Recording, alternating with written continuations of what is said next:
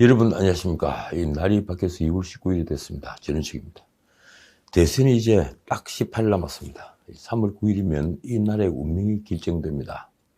당장 세계는 코로나 사태가 진정되면 혹독한 대가를 치러야 할 겁니다. 그중 하나가 바로 코로나로 마비된 소비를 부추기기 위해 돈을 푼 데 따른 계산서입니다. 청구서가 날아오죠. 이 계산서 역시 국가 채무처럼 기축통화, 결제통화를 가진 미국과 일본 그리고 유럽의 G7 유로존 국가들 예컨대 영국, 프랑스, 독일, 이탈리아 등은 고민이 덜합니다. 미국이 걱정하는 것은 인플레이션이지 국가 신인도가 아니죠. 그런데 우리는 새 정부가 출범하면 곧장 국가 채무로 인해 국가 신인도 문제와 씨름하면서 늘어난 유동성으로 인플레이션을 고민해야 합니다. 작년한해 시중 유동성이 413조 8천억이나 넘게 늘었습니다. 사상 최대 증가폭을 기록한 거죠.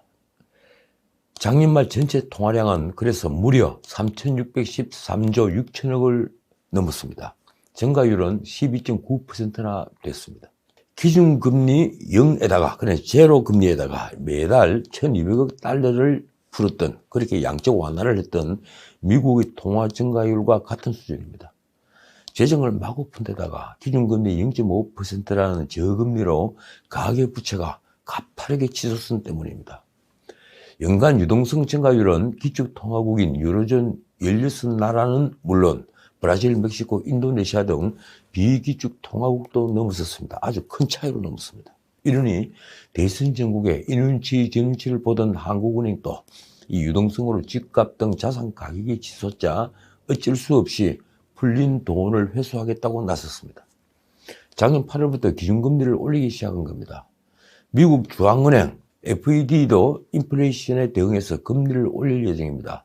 심지어 올해 7번 올린다는 예상도 나왔습니다. 그러면 코로나 시대 유동성 파티가 마감이 되고 계산서가 발부될 것입니다. 은행에서 돈을 빌린 사람은 높은 이자를 내야겠죠. 그리고 주식 투자를 한 사람들은 손실을 볼 가능성이 높아졌습니다. 물가는 이미 올랐는데 중산층의 가처분 소득은 줄어들어 소비는 더욱 위축되고 이 자영업자 소상공인들은 더 어려워질 것입니다. 정부 역시 높은 국채 이자를 물어야 되고 이 재정 압박으로 쓸 돈이 줄어들어서 궁지에 몰릴 것입니다. 그런데 포퓰리즘으로 나라 국가는 이미 텅 비었습니다. 문제는 작년에 세수가 는 게, 그리고 61조가 늘었죠. 이 세수가 는 게 마치 경제가 잘 돌아가 그런 걸로 보이는 착시 현상에 정치인들이 빠져 있다는 것입니다. 그 세수가 종부세 등 부동산세, 그리고 증권거래세, 양도세 등이라는 것을 뻔히 알면서 말입니다. 그래서 늘어난 세수가 공돈인 줄 알고 문재인은 그 돈부터 쓰자고 나섰습니다. 솔직히 선거판에 돈을 푸는 것보다 약발이 먹히는 건 없습니다. 그것도 과거 막걸리 고무신처럼 몰래 내미는 것이 아니라 합법적으로 주는 것이니 국가가 합법적으로 돈을 주니 그 고마움에 가슴이 뭉클할 일입니다. 결국 여당은 야당과 줄다리기 끝에 올해 첫 추가 경정 예산안을 정부 제출안과 비슷한 수준인 16조 선에서 단독 처리하기로 어제 18일 가닥을 잡았다고 합니다. 그래도 안도의 한숨을 쉬어야 할 판입니다. 이재명과 여당이 주장한 대로 추경을 35조까지 늘려서 이 국채를 발행하게 되면 어떻게 될까요? 국채 발행은 곧 국채값을 급락시킵니다. 그리고 금리 상승과 그대로 연결되기 때문입니다. 궁금한 것은 문재인과 민주당은 왜 기존 예산이 지출을 경정하겠다는 생각은 전혀 하지 않는 걸까요? 불효불급한 예산은 607조의 10%는 될 것입니다. 아니 20%가 될지도 모릅니다. 아니 5%만 잡아도 30조 원을 당장 마련할 수 있습니다. 30조 원이 넘죠? 그 돈으로 자영업자들 손실 보상을 하면 되지 않습니까? 왜 민주당은 재정에 대한 고민을 하지 않는 걸까요? 이재명은 이번 추경과 관계없이 당선 뒤에 바로 긴급재정 명령권을 발동해서 50조 원을 즉각 풀겠다고 강조하고 있습니다. 긴급재정 명령권은 그런데 이 국회의 소집을 기다릴 수 없거나 불가능할 때 발동하는 것입니다. 도대체 대통령 당선인이 무슨 자격으로 또 무슨 재주로 긴급재정 명령권을 행사한다는 것인지 저는 알 수가 없습니다. 어떻든 민주당은 당초 추경안 14조에서 2조 원 이상을 더한 16조에서 17조 안팎의 추경을 20일 통과시킬 거라고 합니다.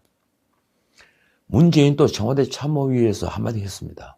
소상공인과 자영업자의 상황이 절박하니 한시라도 빨리 추경안을 처리해달라. 이렇게 맞장구를 친 겁니다. 그런데 어디 이뿐일까요? 대선 뒤에 2차 추경은 명약관화합니다. 제가 보기에도 불가피해 보입니다. 180석으로 국회를 점령한 민주당이 예산의 지출 경정을 거부하면 결국 몇십조 추경을 할 수밖에 없을 테니 말입니다. 민주당의 공식 입장도 그렇습니다. 이렇습니다. 우선 정부안대로 추경을 신속히 통과시키고 대선 뒤 추가 지원안을 내놓겠다. 솔직히 이 문제엔 야당의 반발이 크지 않습니다. 말하자면 새 대통령이 욕을 먹더라도 국가는 지켜서 이 미래 세대에게 부담을 주어서는 안 된다는 재정에 대한 확고한 철학을 가지지 않는다면 우리 재정은 파탄이 불가피하다는 것입니다. 사실 이미 파탄 지경입니다. 그러나 아직은 돌아갈 길이 있으니 이런 고민을 하는 것입니다. 국민의힘 원내대표 김기현이 어제 페이스북에 쓴 글이 이렇습니다. 민주당이 46조 추경안을 제시한 우리 당 제안을 거절하고 16조 일건 매표 추경으로 국민들을 속이고 있다. 그 역시 607조 슈퍼 예산을 먼저 지출 경정하자고는 하지 않았습니다. 지출 경정 얘기는 윤석열 후보만 했습니다. 말하자면 여야 모두 대선 이후에 돈을 풀겠다는 건데 아무도 국간 걱정을 하고 있지 않다는 것입니다. 자, 문제는 재정 건전성입니다. 이번 1차 추경 16조가 통과되면 어떻게 될까요? 올해 우리나라 통합재정수지 적자 규모는 70조 원을 넘게 됩니다. 정부안 추경 14조가 통과되더라도 재정 적자가 68조 1000억이 되니 말입니다. 코로나 첫해 2020년 재정 적자가 71조 2천억이니 그에 맞먹는 재정 적자를 추경까지 해서 또 일으킨 것입니다. 초슈퍼 예산을 쓰면서 말입니다. 여기에 대선 주자들이 내놓은 공약 이행에는 이재명의 경우 약 300조, 그리고 윤석열은 약 200조가 필요합니다. 아니, 윤석열도 한 230조가 되죠. 한국 매니페스토 실천본부 추산입니다. 그러면 어떻게 될까요? 올해 재정 적자만 100조를 훨씬 뛰어넘게 됩니다. 이런 재정 적자는 필연적으로 국가 신인도 하락을 부릅니다. 당장 3월 9일 대선이 끝나면 4월, 5월께 이 스탠더드 & 푸어스 S&P라고 그러죠. 이 S&P와 무디스 등이 우리나라에 대한 정기 신용 등급 평가를 발표합니다. 이때 신용 등급이 하락하지 않는다고 해도 우리가 감시 대상이 되거나 부정적, 그래 네거티브로 판정을 받게 되면 해외 투자 자금이 일거에 실물처럼 빠져나가게 됩니다. 1달러 1,500원이 넘는 외환 위기가 닥칠 수 있다는 얘기입니다. 사정이 이렇자 좌파 언론들도 태도를 바꿨습니다. 어제 한겨레 신문을 보고 저는 깜짝 놀랐습니다. 한겨레 신문은 놀랍게도 일면 헤드라인을 이렇게 썼습니다. 정세는 없이 수백조 묻지마 공약. 신문에는 이런 제목의 기사가 대문짝만한 활자로 실려있더군요. 이재명 재정 지출 확대, 윤석열 국가 채무 관리, 총론뿐 구체성 부족. 이재명은 재정 지출을 확대하자. 그리고 윤석열은 국가 채무를 관리하겠다. 그런데 총론뿐이라는 얘기입니다. 기사는 지난해 20% 늘어난 세수가 비정상적이며 올해 세수가 줄면 어떻게 하느냐는 경제부처 관료인 말로 시작하고 있습니다. 경기 둔화 때 제 역할을 해야 하는 정부재정 정책의 발이 꽁꽁 묶이게 됐으니 말입니다.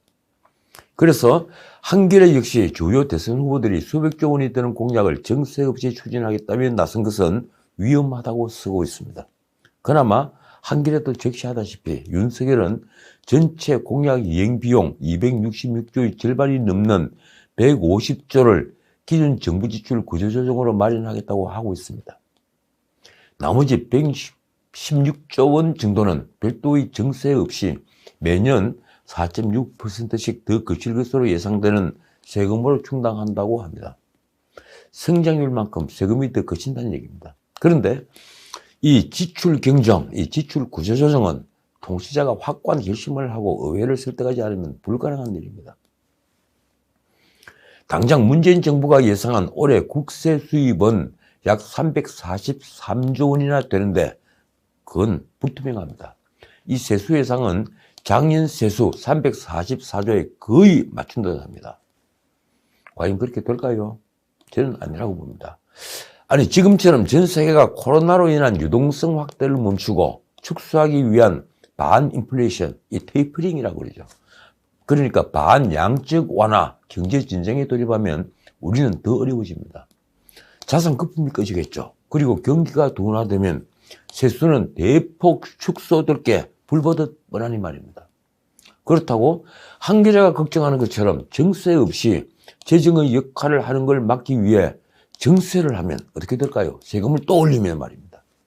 지금 국민 부담률은 거의 28%에 육박하고 있습니다. 1,000원을 벌면 280원을 국민이 정부에 같이 다 바친다는 얘기입니다.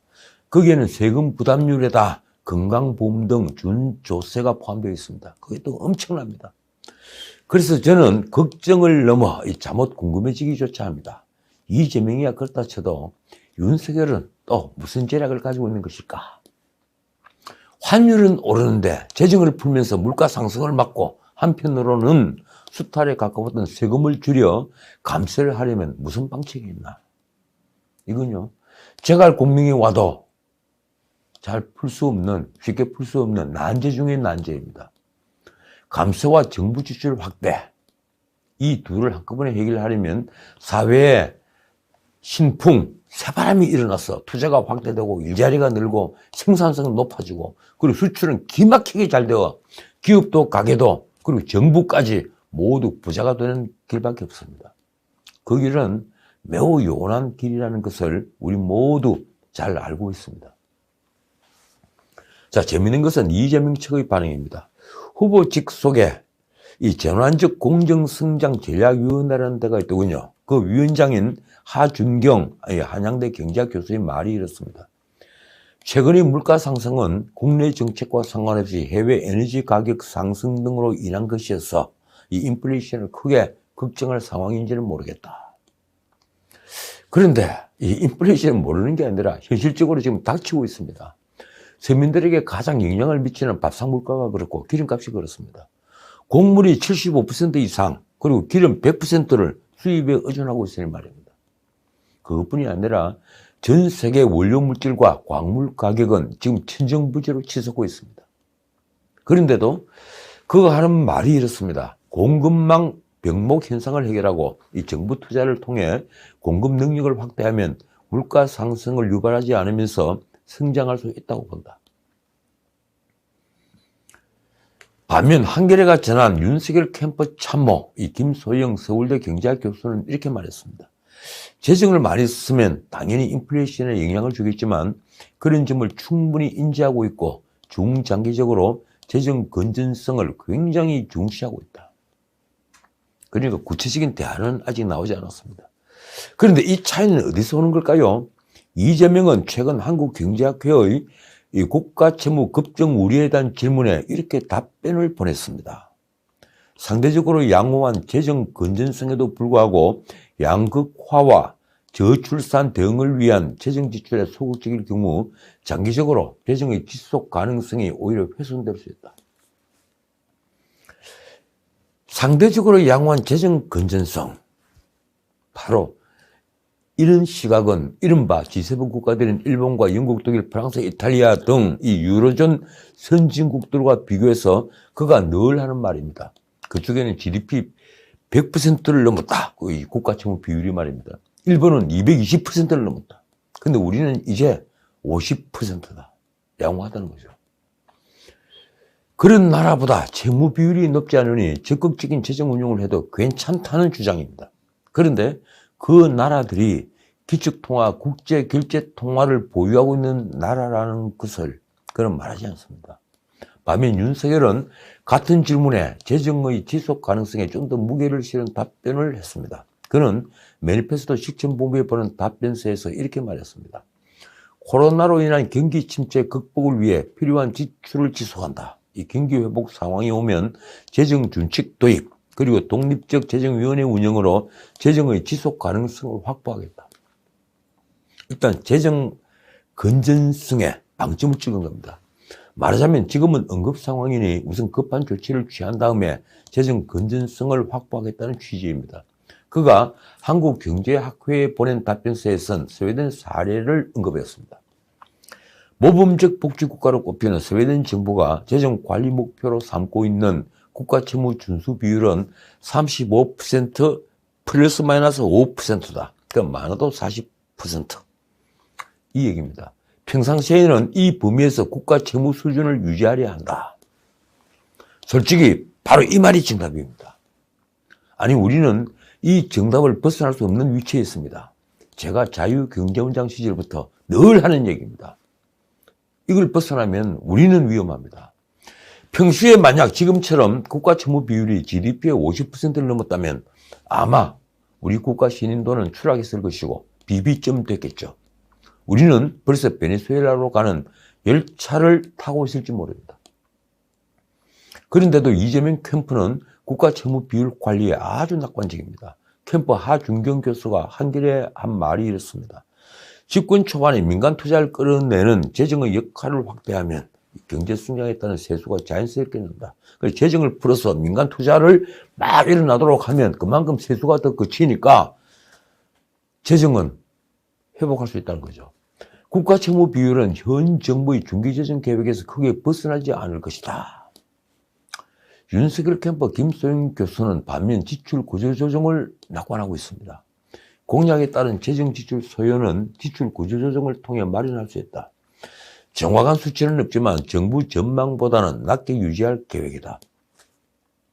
문제는 두 진영이 제시한 국가 채무 비율을 모두 집권 기간 60% 아래에서 관리한다는 것입니다. 50% 아래로 내려오도록 노력하겠다 하는 말은 없습니다. 그건 문재인 정부의 국가 재정 운용 계획 2021년부터 2025년까지 이 운용 계획에 나오는 2025년 말 기준 이 채무비율 목표치를 58.8%와 흡사합니다. 그러니까 홍랑기 생각과 흡사하다는 겁니다. 그 국가재정 계획은 문재인은 자신의 임기 내에는 돈을 마구 쓸 테니 다음 정부부터는 허리띠를 꽉 졸라매라는 말로 들려서 언론으로부터 그리고 많은 학자들로부터 지탄을 받았습니다. 자, 다른 얘기 하겠습니다. 이 민주당이 연일 윤석열을 둘러싼 무속 및 신천지 연루의혹 띄우기 총공세에 나서고 있습니다. 윤석열 배후에 특정 종교 집단이 있다. 이 윤석열은 무속에 빠졌다. 이런 프레임을 씌우는 것입니다. 민주당 선대위 대변인 조성래의 말이 이렇습니다. 윤 후보의 주술과 신천지 연루 의혹으로 사이비 종교의 정치개입 우려가 그 어느 때보다도 더 커지고 있다. 윤건영은 라디오에 나와 한술 더 떴습니다. 국정을 무속이나 특정 종교인들에게 맡길 수는 없는 것 아니겠느냐. 그러니까요. 윤석열과 신천지가 결부되어 있다는 확고한 증거도 없이 그런 말을 하고 있는 겁니다. 민주당의 천주교, 기독교 의원 26명은 심지어 기자회견까지 열었습니다. 윤 후보와 국민의힘은 21세기 복잡한 국정 현안을 무속과 주술에 기대고 사이비 종교까지 정치 안으로 끌어들이고 있다. 이쯤 되면 허위사실이 아닌가요? 국민의힘 선대본부장 권영세가 선대위 회의에서 한 말이 이렇습니다. 윤 후보가 묵묵히 검찰총장으로 할 일을 하는 동안 추미애판 압수수색 쇼, 이재명판 명단 확보 쇼를 벌여서 방역을 방해해놓고 뻔뻔한 거짓말로 국민을 현혹하고 있다. 그때 윤석열 총장은 복지부의 권고대로 이 압수수색을 하지 않고 대신에 광범위한 포렌식한 결과를 넘겼다고 얘기하죠.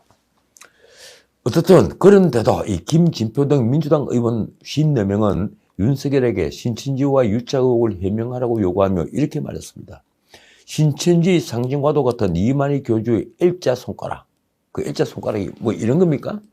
그리고 V자 표시, 그리고 윤 후보의 L자 손가락, V자 표시는 과연 우연의 일치라고 할 수 있겠나?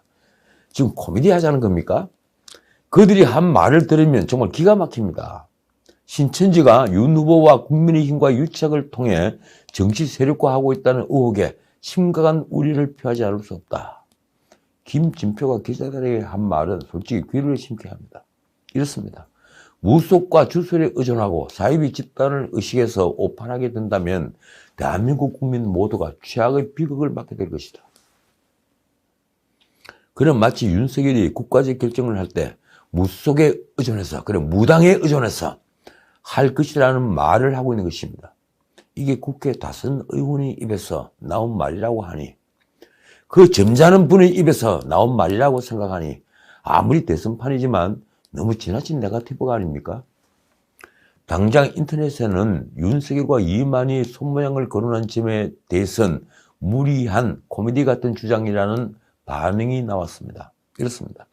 차라리 왜 이만희와 윤석열의 피부색이 같은지, 이게 진짜 우연의 일치인지 물어라.